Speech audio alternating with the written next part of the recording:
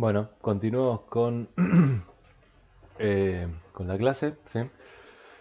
Entonces, ya vimos el modelo para sistemas con canales de banda limitada, ¿sí? Entonces, eh, bueno, ahora veamos cuál sería un primer receptor, ¿sí? Para este tipo de señales, ¿sí? Entonces, tengo un modelo con Easy, ¿no? Eso es lo que cambia sustancialmente eh, la ecuación, ¿sí? Entonces, antes estaba en el caso particular de 0 Easy, ¿no? O sea, si Q sub K es la delta de Kronecker, entonces básicamente tengo un canal AWGN, ¿no?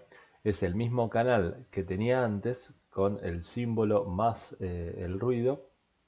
Simplemente ahora tengo un factor de ganancia, ¿sí? O de atenuación, que es a través de la norma de P. Sí, pero básicamente es el mismo canal que venimos trabajando en la materia, ¿sí? Fíjense que incluso el ruido sí, es una secuencia I+D, ¿sí? Ya que la función de autocorrelación, ¿sí? Es 2n0 delta de k, la delta de Kronecker, ¿sí? O sea que n sub k está descorrelacionada, entonces, y además es una secuencia gaussiana, entonces gaussiano más descorrelación implica independencia, y bueno, entonces tengo el modelo con el cual veníamos trabajando, ¿sí? Entonces, eh, lo que vamos a ver ahora es cómo detectar, ¿sí? En condiciones de easy, básicamente, ¿sí? Entonces, en particular vamos a ver el receptor de máxima verosimilitud óptimo, ¿sí? En este caso. Esto nos va a servir para luego motivar una sección la sección de ecualizadores, ¿sí? Que es una solución subóptima para un canal con Easy, ¿sí? Entonces, en este caso, en donde tengo canal AWGN, ¿sí? Tendría una secuencia de símbolos que es I sub k, símbolos recibidos, que es una secuencia I y D, ¿sí? Claramente la distribución, o sea, los X sub k a través de los K, o sea, un símbolo tras otro, bueno, eso lo asumimos independiente e idénticamente distribuido. Y por otro lado, el ruido también es I y D, ¿sí? Por lo que dijimos acá. Entonces, quiere decir que los I sub k son independientes e idénticamente distribuidos, ¿sí? Entonces, cuando transmite una secuencia de k símbolos consecutivos, ¿sí? Entonces la probabilidad condicional, o sea, la verosimilitud de los k símbolos recibidos, ¿sí? Condicional a los k símbolos enviados, bueno, como justamente estos I sub k, ¿sí? Son I y D, bueno, esto de acá no es otra cosa que la productoria, ¿sí? De estas probabilidades condicionales, ¿sí? Marginales, ¿sí? Como cada I sub k depende únicamente de su símbolo I sub k, ¿sí? Y además I sub k son I sub 1 a I sub k grande son independientes, entonces bueno, se da que esta probabilidad, que es la que tengo que maximizar si voy a implementar el detector ML, bueno, es directamente una productoria, ¿está bien? Entonces fíjense que esta condición nos lleva directamente a que el detector símbolo por símbolo, o sea, el que venimos estudiando, de decir, bueno, tengo un símbolo, tengo que tomar una decisión, ¿sí? Esa estrategia es la óptima, dado que si, bueno, yo maximizo cada una de estas probabilidades por separado, voy a estar maximizando el producto, ¿sí? y de esa manera voy a estar maximizando esta probabilidad condicional que es el detector ML. ¿Sí? Entonces en ese caso voy a estar minimizando la probabilidad de error. ¿Sí? Ahora, eso cambia drásticamente cuando tengo un sistema con interferencia entre símbolos. ¿Sí? El detector SBS, o sea, Symbol by Symbol Detector, es subóptimo, ¿sí? Y es severamente degradado por la interferencia entre símbolos. ¿Sí? Entonces, ¿cuál es el detector ML óptimo? Bueno, en ese caso es conocido como el detector de secuencias, ¿sí? El MLSE. ¿Sí? Entonces, asumamos que la respuesta total del canal el tiempo discreto Q sub k tiene L más 1 coeficientes. O sea, es un filtro FIR de orden L. ¿Sí? Entonces, para esquematizarlo, lo tenemos acá. ¿Sí? Tengo L más 1 coeficientes. Y bueno, tiene las propiedades anteriormente mencionadas, y que es una secuencia hermítica, es una secuencia de autocorrelación, etc. Bueno, entonces, la salida, ¿sí? Que serían los símbolos recibidos, responden al modelo que ya digamos, desarrollamos anteriormente. ¿Sí? Y no es otra cosa que esta norma de P, ¿sí? O sea, la atenuación del canal, y esta suma, ¿sí? De convolución, que serían los símbolos por la respuesta del canal, ¿sí? Del canal total. Eso sumado a ruido, ¿sí? Ruido gaussiano, con la función de autocorrelación que ya habíamos calculado. Bueno, entonces, si consideramos que este es un FIR y transmitimos una secuencia de K símbolos, ¿sí? Entonces la cantidad de coeficientes de la red de símbolos que voy a tener como secuencia recibida va a ser una secuencia de longitud L más K, ¿no? Porque esta es de longitud K. Esta es de longitud L más 1, ¿sí? La cantidad de elementos de salida era, en una suma de convolución, K más L más 1 menos 1, o sea, K más L. ¿Sí? Entonces, en estas condiciones, ¿sí? Teniendo una secuencia de longitud finita, bueno, puedo desarrollar un modelo equivalente matricial. ¿Sí? Entonces, básicamente puedo apilar todas las muestras de los símbolos, ¿sí? Todos los símbolos recibidos en un vector I, ¿sí? Que va a ser de longitud de L más K. Después puedo generar una matriz Q que va a tener básicamente estos elementos, ¿sí? Esa matriz va a ser de longitud de dimensión L más K por K, ¿sí? Porque voy a tener K símbolos a la entrada, ¿sí? Entonces a eso se le va a sumar ruido, ¿sí? Que va a tener distribución circular simétrica gaussiana, ¿sí? Con una matriz de correlación Cn, ¿sí? Que el elemento IJ de esta matriz de correlación no va a ser otra cosa que 2n0 q sub i menos j, o sea, la función de autocorrelación evaluada en i menos j. ¿Sí? Entonces, bueno, esta es la forma de calcularlo, ¿sí? Y esta matriz es una matriz Teplitz, ¿sí? Que es una matriz constante a diagonales, tiene un montón de propiedades, pero bueno, simplemente lo menciono, ¿sí? Los elementos para calcular Q, ¿sí? Es una matriz de convolución, lo pueden obtener, ¿sí? De esta ecuación, pero nosotros no nos vamos a dedicar a eso, ¿sí? Simplemente mencionamos que tenemos un modelo, ¿sí? Vectorial para los símbolos que involucra una matriz, ¿sí? Que es la matriz del canal total, y entonces tenemos este modelo, ¿sí? Entonces, si quisiéramos calcularlo, lo podríamos hacer. Bueno, entonces hacemos una observación. Cn es una matriz de covarianza que en principio, si hay easy, ¿sí? No es una matriz diagonal y por lo tanto tengo que el ruido es correlacionado. ¿Sí? Entonces, para trabajar con ruido que, que no es correlacionado, ¿sí? O sea, lo cual facilita un poco el análisis, bueno, podemos blanquear el ruido, ¿sí? Asumiendo que Cn es invertible. Entonces multiplicamos por la inversa de la raíz cuadrada de la matriz C sub n, ¿sí?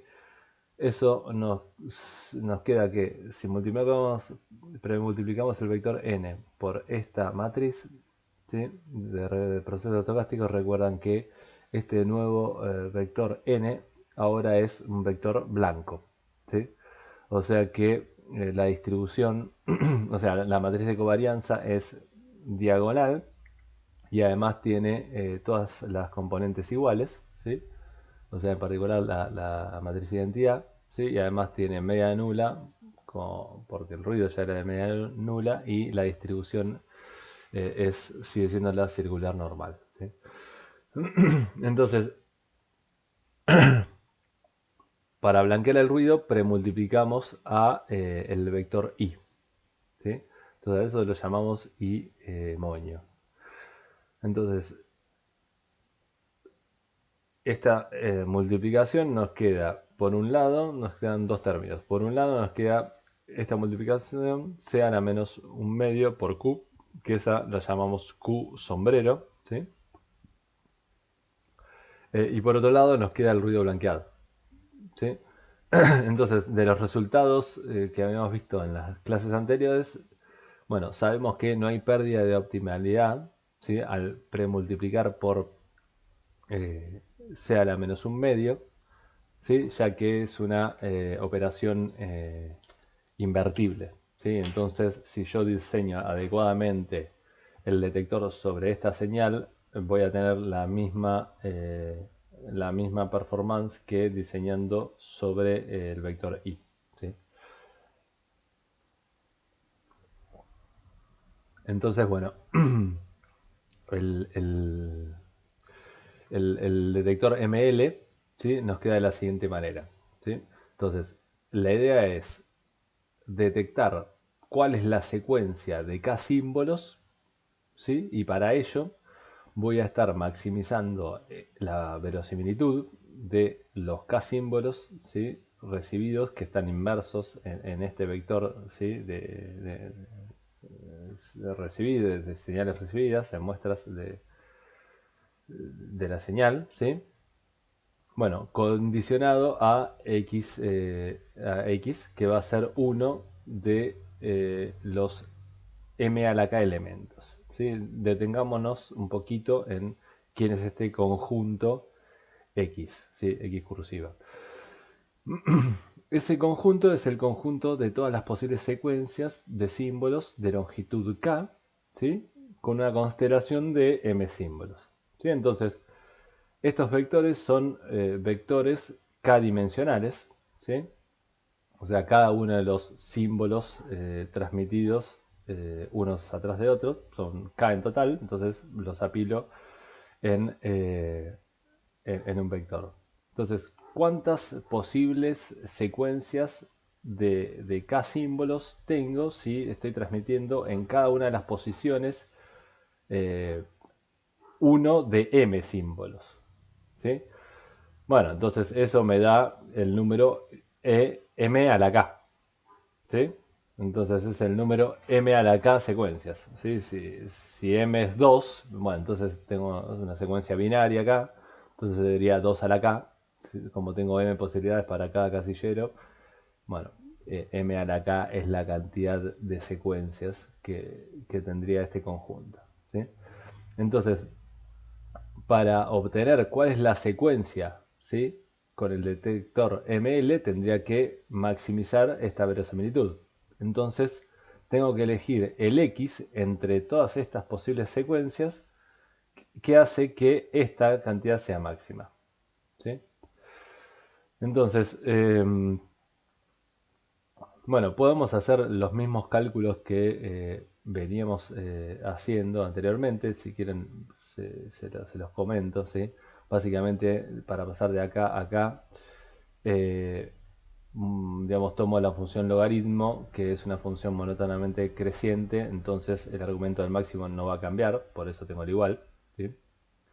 Y luego, digamos, básicamente maximizar el logaritmo de esta cantidad, ¿sí? Al ser y condicionado a x, ¿sí? Acá, q es conocida, entonces condicionar y a x hace que lo único aleatorio sea esto, y como esto es un eh, vector gaussiano blanco, ¿sí? Entonces, bueno, maximizar el logaritmo va a ser minimizar la norma al cuadrado de la diferencia de y esto. ¿Está bien? O sea, básicamente despejando n de esta ecuación. ¿Sí? Entonces, nuevamente, ¿sí? Acá puedo hacer el trinomio cuadrado perfecto para las normas. Me queda, bueno, con este menos la norma al cuadrado de este primer vector. Me queda con este menos y este menos, ¿sí? Me queda más dos veces la parte real del producto interno entre esto y esto, que se puede expresar de esta manera. Y hermítico, sí, acá me faltó el tilde, por q tilde por x, ¿sí? Y bueno, finalmente la norma al cuadrado de este otro vector, ¿sí? Entonces, esto es una cantidad constante que no depende de quién sea x, o sea, no interviene en la maximización y por lo tanto lo puedo obviar, ¿sí? Entonces lo que me queda por maximizar es esta cantidad. Y esta cantidad es similar a la métrica de correlación que ya habíamos calculado, pero ahora tengo, eh, digamos que los argumentos son vectores, ¿sí? Entonces, bueno, el detector de secuencias o MLSE, ¿sí? Requiere calcular las métricas C y X para cada X en el conjunto X cursiva, ¿sí? Donde la cardinalidad de ese conjunto es M a la K, ¿sí? Entonces, si yo transmito una cantidad una cantidad de símbolos cada vez más grande, entonces ese conjunto crece exponencialmente, ¿sí? O sea, el K acá está en el exponente, ¿sí? Entonces, se dice que resolver este problema tiene complejidad exponencial, ¿sí? Porque yo tendría que evaluar cada una o sea, evaluar la métrica en cada uno de los elementos de este conjunto y luego tomar el máximo, ¿sí? Entonces, bueno, eso es muy complejo, ¿sí? Una implementación eficiente, ¿sí? del detector de secuencias es a través del algoritmo de Viterbi, ¿sí? Tal vez hayan oído hablar. Bueno, en particular el algoritmo de Viterbi se ve en la materia de comunicaciones digitales 2, así que si les interesa pueden ir a esa materia. Bueno, entonces si uno implementa, ¿sí? el detector de secuencia a través de del algoritmo de Viterbi, entonces la complejidad se reduce, ¿sí? A buscar un espacio del orden m a la l, donde l ya no es más la cantidad de símbolos que transmito, sino que L es la memoria del sistema, justamente, ¿sí? O sea, la cantidad de símbolos que van a interferir con el símbolo que quiero detectar. ¿Ok? O sea, el orden del filtro FIR que modela al canal total. Entonces, bueno, con eso, M a la L, digamos, L es típicamente mucho menor que K, la cantidad de símbolos que quiero transmitir. Entonces, bueno, hay una diferencia significativa entre buscar en este espacio de M a la K y este espacio de M a L, ¿sí? M a la L. Entonces, Sin embargo, incluso muchas veces m a la l es muy grande, ¿sí? Por ejemplo, tomemos m igual 256 y l 10, ¿sí? 10 coeficientes para modelar mi canal. En ese caso, m a la l es alrededor de 10 a la 24, ¿sí? Entonces, tendría que evaluar eh, esta métrica 10 a la 24 veces, ¿no? Es una complejidad enorme, ¿sí? Entonces, bueno, muchas veces esto tampoco es aceptable y entonces lo que se hace es ir a una solución de compromiso, ¿no? Esa solución de compromiso se obtiene utilizando lo que se llama ecualizadores, ¿sí? Los ecualizadores no son otra cosa que un filtro a continuación del filtro adaptado, ¿sí? En el que, bueno, la complejidad se reduce drásticamente y es, en vez de ser exponencial con L acá, ¿sí? Es lineal con L, ¿sí? Porque básicamente tengo que implementar un detector, un filtro de L coeficientes, ¿sí? Entonces, pero bueno, la diferencia es que sacrifico la optimalidad y tengo, digamos, en este caso, un detector subóptimo, ¿sí? Pero bueno, muchas veces en ingeniería uno implementa lo que puede, incluso con, digamos, el avance bueno, de los dispositivos electrónicos, incluso a veces los ecualizadores se siguen utilizando, ¿sí? Entonces, bueno, veamos qué es un ecualizador entonces. ¿Está bien? Entonces, es un procesamiento subóptimo. Lo óptimo sería implementar el detector de secuencias, que ya dijimos que muchas veces es muy complicado, entonces algo subóptimo, ¿sí? Es un ecualizador. Entonces, los ecualizadores básicamente hay de dos tipos, los que son lineales y los que son no lineales, ¿sí? Em, los ecualizadores lineales, bueno, básicamente es un filtro LTI diseñado para mitigar el ISI, ¿sí? No lo voy a poder eliminar por completo, ¿sí? Voy a estar mitigándolo, ¿sí? Entonces, por ejemplo, vamos a ver el ecualizador que es el ZF, el Zero Forcing Equalizer, ¿sí?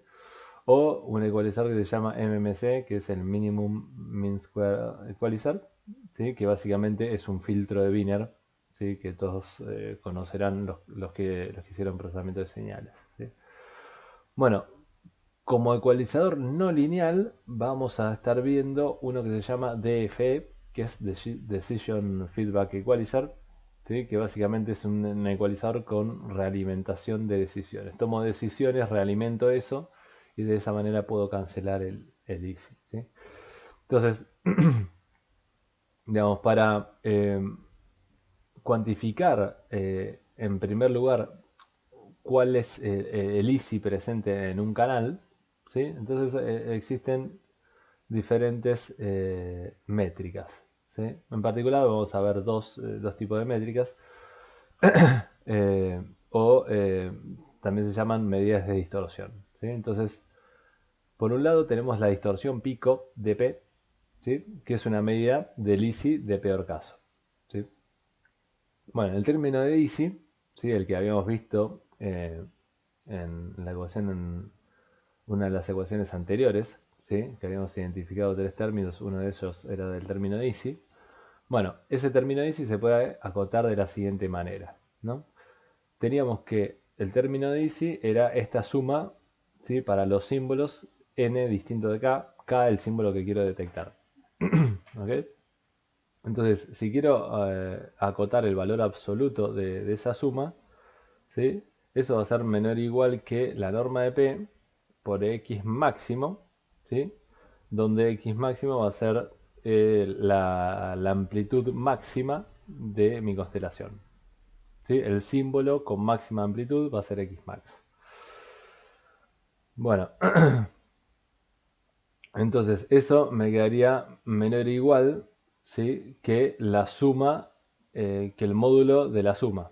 Pero a su vez el módulo de la suma es menor o igual que la suma de los módulos, que es lo que tengo acá. ¿Ok? Entonces, la distorsión pico muchas veces sobreestima la distorsión generada por Easy, por estas dos cotas que utilicé acá. ¿Sí? Esas dos cotas muchas veces no son ajustadas y entonces hacen que esta cantidad sea grande, aunque tal vez el efecto del Easy no sea tan severo. ¿Sí? Entonces, se define de esta manera. Norma de P, ¿sí? Xmax definido de esta manera, y sumar el valor absoluto de cada uno de los elementos de la respuesta total en tiempo discreto en valor, bueno, ya lo dije, en valor absoluto. ¿Sí? Todos los elementos que no sean el término que me interesa, que es el Q sub 0, que vale 1. ¿Sí? Entonces sumo todos los K distintos de 0. Eso por un lado. Por otro lado, tengo lo que se define como distorsión media cuadrática, ¿sí? DMS. Entonces, la distorsión media cuadrática, en vez de tratar al ISI como algo determinístico, ¿sí? Y de peor caso, bueno, contempla la estadística de los símbolos, ¿sí? Que van a estar interfiriendo. Entonces, básicamente me mide la energía de ese término de Easy, ¿sí? Y para medir la energía, bueno, utilizo la esperanza, ¿sí? De esta cantidad que es el término de Easy módulo al cuadrado. Entonces,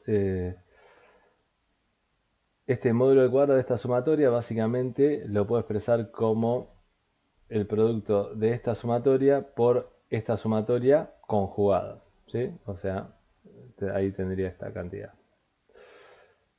Y después, si asumo que la secuencia de símbolos es I y D, y además que son de media nula, que es algo típico, ¿sí? Estas dos hipótesis, entonces fíjense, esta doble sumatoria que tengo acá, con todos los productos cruzados de estas cantidades con estas cantidades, bueno, ¿qué va a hacer? Va a hacer que cuando n sea distinto de m, ¿sí?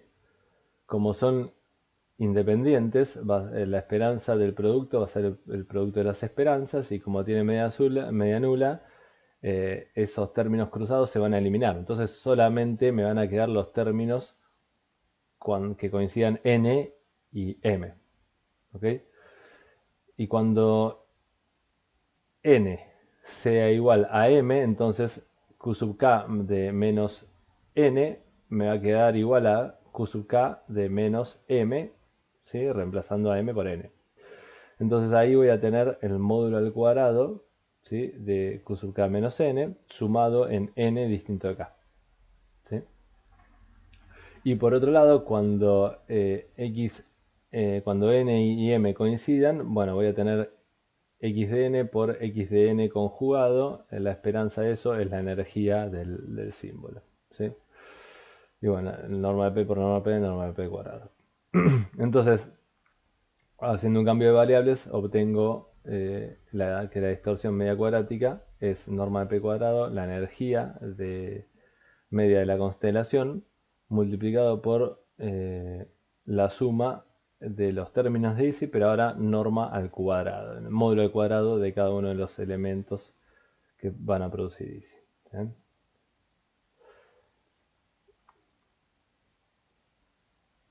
Bueno, por otro lado tenemos lo que Cioffi llama la cota del filtro adaptado, ¿sí? O la Match Filter Bound. Bueno, asumamos que usamos el canal solo una vez, ¿sí? O sea que voy a transmitir un solo símbolo, ¿sí? Ese es el canal conocido como One Shot Channel. Entonces, en ese caso, el I sub k, ¿sí? O sea, el símbolo recibido va a ser norma de p por x de k más n sub k, ¿sí? Entonces, como no voy a estar transmitiendo otro símbolo, ¿sí? Entonces el canal va a ser el mismo, pero no voy a tener easy, ¿sí? No porque el canal cumpla el teorema de Nyquist, sino que justamente no hay otro símbolo extra con el cual interferir, ¿sí? Entonces, sí, este modelo me va a servir para calcular la cota del filtro adaptado. Entonces, bueno, la SNR, o sea, la relación señal de ruido para este problema, ¿sí?, de detección, me va a quedar de esta manera y la voy a definir como la Match Filter Bound, SNR, ¿sí? Y va a estar definida como la energía promedio por dimensión de los símbolos, que va a ser ES barra, ¿sí?, multiplicado por la norma al cuadrado de P, ¿sí?, porque este es un escalar. Para calcular la energía, bueno, voy a elevar al cuadrado, por eso me va a quedar este cuadrado, ¿sí? Y por otro lado me va a quedar eh, la varianza, ¿sí?, de esta variable aleatoria, que va a ser n0, ¿sí? O sea, la varianza por dimensión. Recuerdan que la varianza, digamos, de la variable compleja era 2n0, entonces la varianza por dimensión es la mitad, es n0, ¿sí? Entonces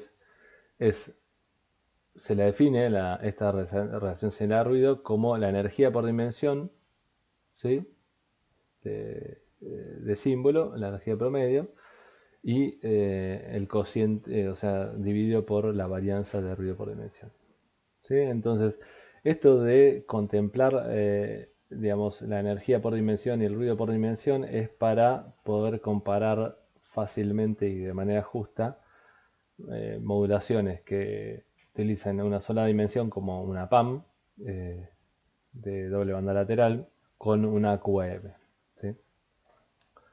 Entonces, esta S barra es la energía promedio que venimos calculando siempre nosotros, dividido n, la dimensión de la base, ¿sí?, sea QAM2 o PAM1, ¿sí? Bueno, cuando transmita símbolos consecutivos cada 3 segundos, ningún ecualizador va a mejorar esa SNR, ¿sí? Por eso es una cota.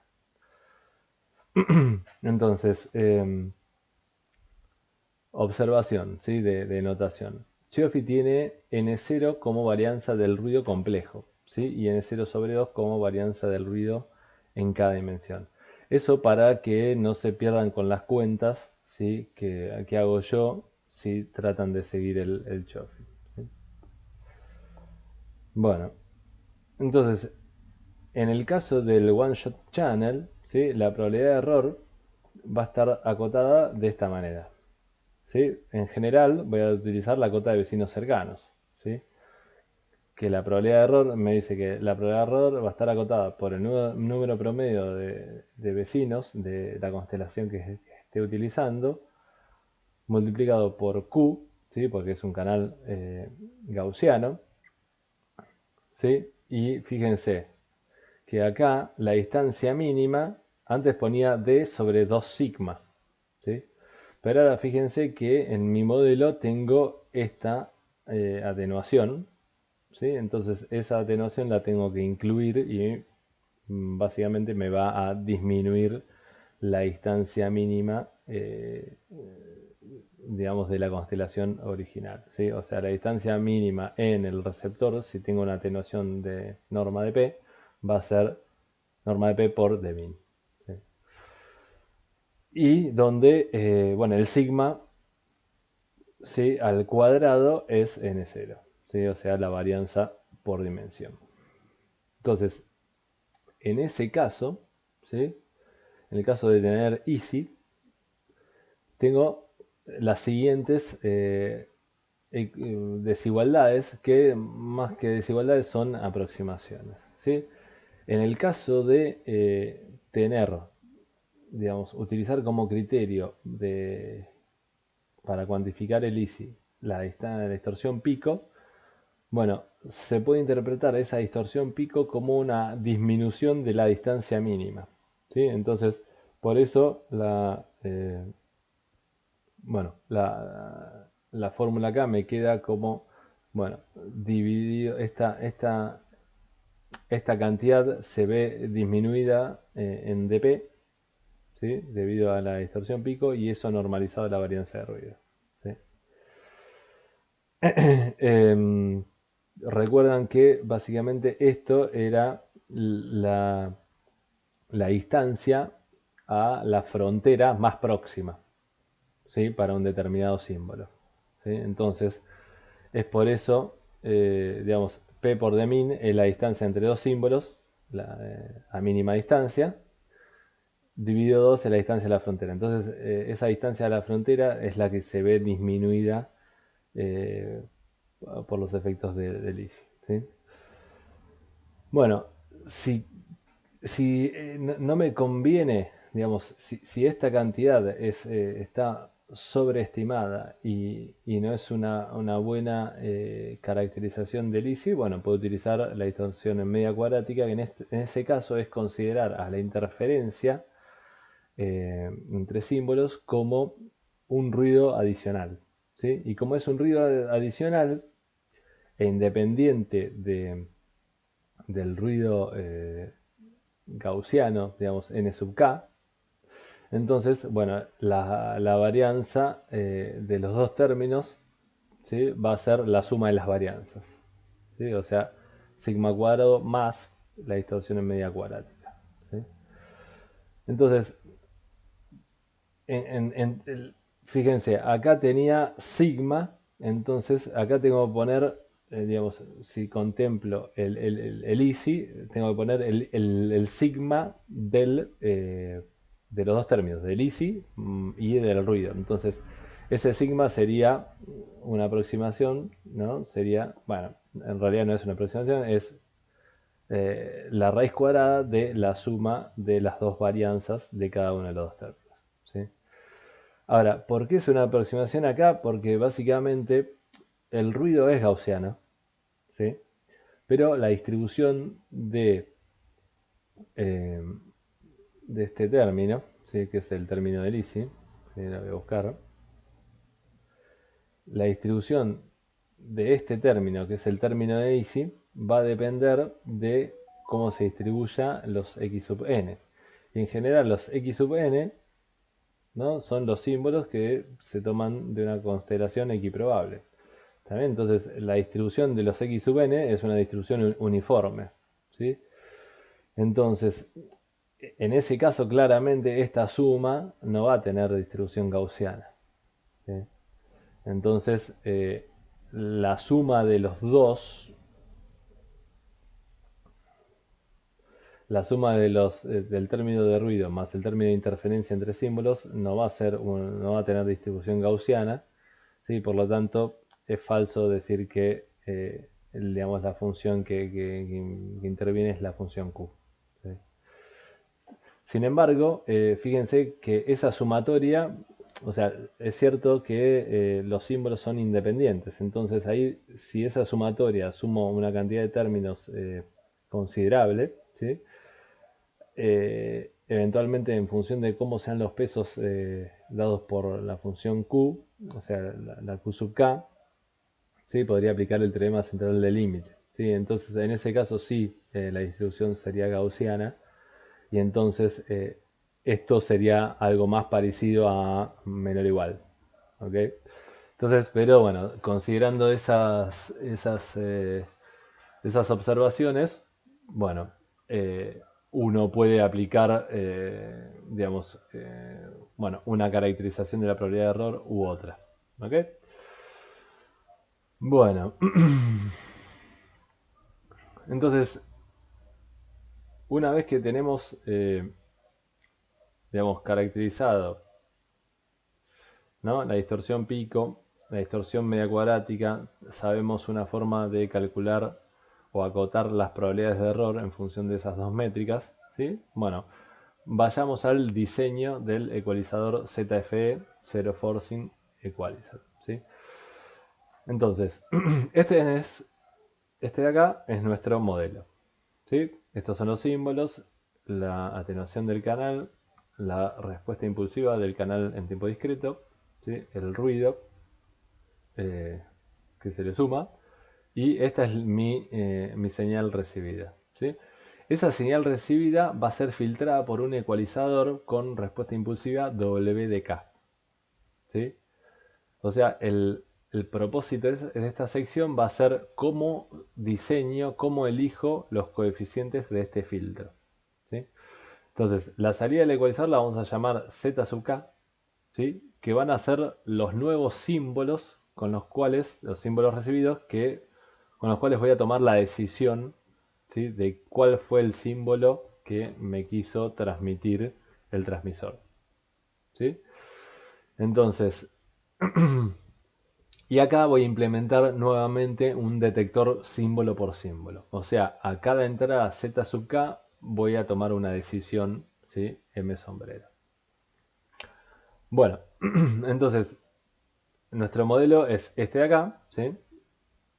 I sub K, norma de P, X sub K, convolución Q sub K, más el N sub K, ¿sí? El N sub K aparece tachado porque no quiere decir que no esté presente, sino que para el diseño de ZFE no lo voy a considerar, ¿sí? Entonces, el hecho de no considerar el ruido va a tener sus consecuencias, pero bueno, así es como uno diseña el ZFE, ¿sí? Bueno, la salida del ecualizador Z sub K va a ser WK convolución I sub K, ¿sí? Entonces, bueno, desarrollemos eso, ¿sí? I sub K, que era, la tenemos acá arriba, ¿sí? Norma de P, X sub K, convolución Q sub K, eso convolución con WK, ¿sí? Porque no tengo en cuenta el ruido. Entonces, si quiero que no exista ISI, básicamente tendría que pedir que la salida del ecualizador sea, salvo por el tema del ruido, la secuencia, el símbolo transmitido, X sub K, ¿sí? Entonces, este es el criterio de diseño para hacer ISI. Entonces, en ese caso estaría diciendo la distorsión pico es igual a 0. ¿Ok? Porque justamente no tengo easy, ¿sí? Entonces, este es mi criterio de diseño, ¿sí? Bueno, para que se dé esta igualdad, entonces fíjense, norma de P, Q sub K, convolución WK, ¿sí? Esto con esto, debería ser la delta de Kronecker, ¿no? Claramente como para que después eso convolucionado con X sub K me dé la misma X sub K. Entonces esta es la ecuación donde ya tengo diseñado el ecualizador, ¿sí? Entonces lo puedo trabajar en transformada Z, ¿sí? Transformo Z a ambos miembros, me queda este producto de transformadas Z, ¿sí? Igual a 1, la transformada Z de una delta de Kronecker es 1. Y por lo tanto de acá puedo despejar cuál es la transformada Z de mi ecualizador. Entonces W de ZFE, ¿sí? No es otra cosa que 1 sobre esta cantidad, norma de P, Q de Z, ¿sí? Entonces, bueno, tengo que tener, es un filtro LTI, ¿sí? Entonces tengo que tener en cuenta de que la ROC de esta transformada Z, ¿sí? Incluya el círculo unitario de manera que el ecualizador sea un filtro estable, ¿sí? Entonces, bueno, listo, ya está. Tenemos nuestro ZF. Fíjense que muchas veces uno quiere conocer cuáles son los coeficientes W de K y no la transformada Z, ¿sí? Pero obviamente, teniendo la transformada Z, uno puede calcular los W de K, ¿sí? Ese pasaje típicamente es un pasaje, un problema que se resuelve numéricamente, ¿sí? No tiene fórmula cerrada, pero sí se resuelve de manera numérica. Bueno, una vez diseñado el ZFE, ¿no? Podemos decir, bueno, cuál es el desempeño, la performance de ese ecualizador, ¿sí? Entonces, calculemos la performance de ese ecualizador. El ruido de la salida del ecualizador, ¿sí? Es el siguiente, ¿sí? Ahora, obviamente, tengo, digamos, lo que me va a afectar las decisiones, ¿no?, que yo tome sobre estos z sub k, bueno, obviamente va a ser el ruido, ¿sí? Si es que yo logro diseñar acá un filtro estable y puedo invertir, digamos, la transferencia total, ¿sí? Entonces, básicamente, tengo que ver cómo es ese ruido eh, en esta etapa, a la salida del ecualizador, ¿sí? Entonces, el ruido a la salida del ecualizador lo voy a llamar n sub z de k, ¿sí? Va a ser el ruido de la entrada, convolución, el filtro que actúa como ecualizador, ¿sí? Entonces, la densidad espectral de potencia de este ruido, ¿sí?, va a ser otra vez, aplico bien el quinchín, la densidad de potencia, la densidad espectral de potencia a la entrada, ¿sí?, multiplicado por el módulo al cuadrado de la respuesta en frecuencia de este filtro, ¿sí? Entonces, habíamos visto que la densidad espectral de potencia del ruido era 2n0q de a la j omega, ¿sí?